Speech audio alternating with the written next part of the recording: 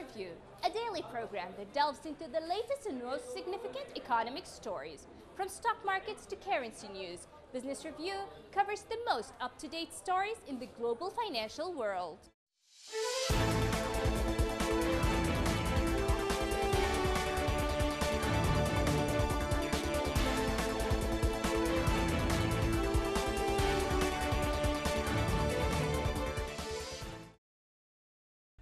EU leaders agreed on June the 19th that urgent action was needed to hold their coronavirus hit economies from the deepest recession since World War II, but made no progress on a massive stimulus plan. The 27 avoided a bruising bust-up during a summit by video conference of around 4 hours and agreed to meet in person in mid-July to haggle and get across the line a long-term budget and economic rescue package worth 1.85 trillion euros. Under discussion is the EU's 2021 to 2027 budget of about 1.1 trillion euros and a proposal by the Commission to borrow 750 billion euros from the market for a recovery that would help revive economies such as Italy and Spain, which were of course the hardest hit. The European Council President Charles Michel said EU leaders would meet for an in-person summit in mid-July. Meanwhile, the President of the European Commission, Ursula von der Leyen, said a key aim of the EU's multi-billion euro stimulus package is to prevent a widening of economic differences in the bloc, which would weaken the EU's internal market. With more than 100,000 deaths from COVID-19, the EU is keen to demonstrate solidarity after months of bickering that has dented public confidence and put the bloc's global standing at risk after its buffeting from Brexit. China said that any decision by Washington to arbitrarily cut economic ties with Beijing would not be realistic or wise, responding to renewed threats by US President Donald Trump to decouple from China. A top US diplomat for East Asia described US-China relations as tense after the two nations held the first high-level face-to-face talks in months. The remarks came after US Secretary of State Mike Pompeo met China's top diplomat Yang Jiechi for a day of talks in Hawaii, but those appear to have done little to improve the mood. Relations between the globe's two largest economies are at their lowest point in years amid the current coronavirus pandemic, with Trump accusing Beijing of not being transparent about the outbreak. The first phase of a US-China trade deal calls on Beijing to buy $200 billion in US goods and services over 2 years, but skeptics say the pandemic and resulting economic slowdowns will make it difficult for Beijing to reach its targets for this year. America's top trade negotiator, Ambassador Robert Lighthizer, told Congress he did not think it would be possible to decouple the economies of the two countries.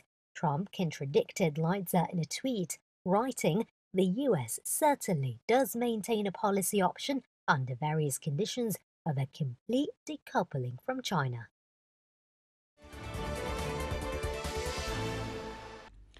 The Chinese Premier Li Keqiang will hold the 22nd China-EU leaders meeting with presidents of the European Council, Charles Michel, and President of the European Commission, Ursula von der Leyen, on June the 22nd.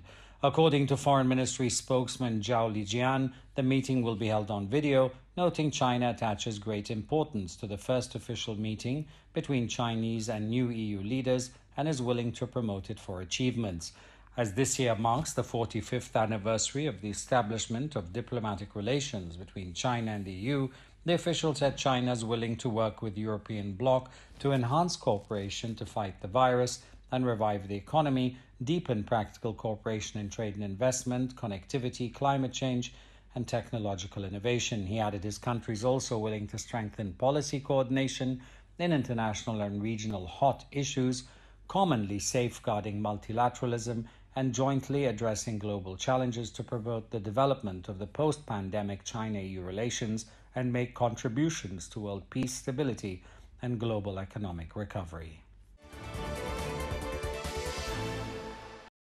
The head of China's top banking and insurance regulator, Zhu Shiken, said that the country's financial authorities will continue to step up efforts to support enterprises and stabilize employment.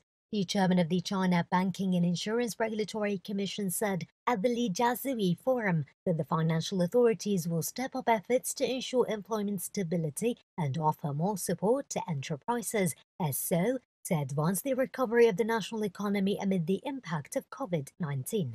He said that the RMB loans for real economy increased by more than 10 trillion yuan, up to 2 trillion yuan from the level last year, adding that in the next step, the regulatory authorities will further encourage banks to enhance cooperation with the government to support and help enterprises.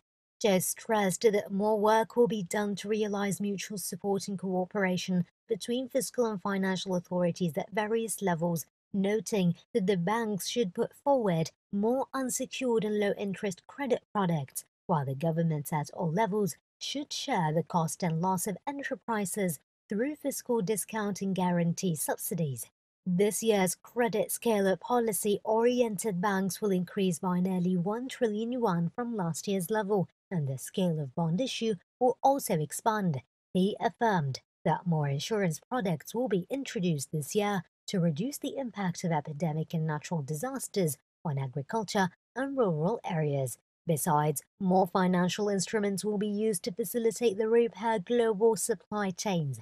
According to the official, China will not adopt strong stimulus policies that may have an economy-wide impact, or monetize its fiscal deficit, or adopt negative interest rates.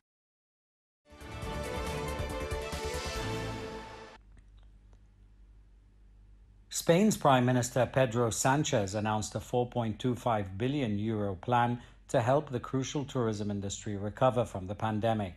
Spain, where the virus has so far killed 27,000 people, will open its borders to the European Union and Schengen area countries on June the 21st, hoping to boost its tourism industry, which generates 12% of the country's GDP.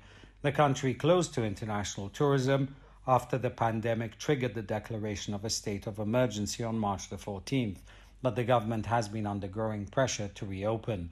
A select group of German tourists arrived in Spain's island of Majorca on June the 15th as part of a pilot project, which will bring 10,000 holidaymakers to the islands to find out how mass tourism can work in the times of a pandemic.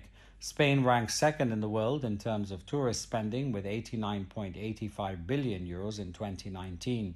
Also, it's the second country in the world in number of foreign tourists, with more than 83 million international tourists received in 2019.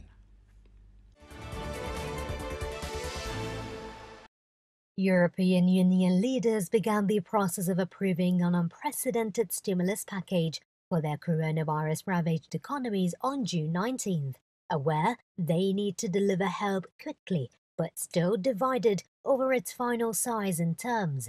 The 27 national heads started a video conference to discuss a recovery for the bloc that has lost over 100,000 lives to COVID-19 and faces an unprecedented economic downturn, threatening its stability and global standing. Under discussion is the EU's next budget of around €1.1 trillion for 2021 through 2027 and an attached recovery fund of a proposed €750 billion coming from historic borrowing by the Executive European Commission against EU government guarantees.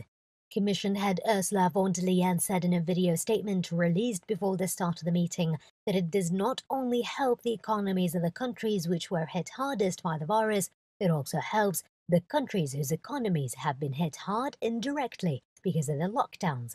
The aid is to be dispersed mainly among worst-hit nations like Italy and Spain, but many differences must still be stalled before the necessary unanimous agreement is in sight. Officials and diplomats expect a deal could come in July.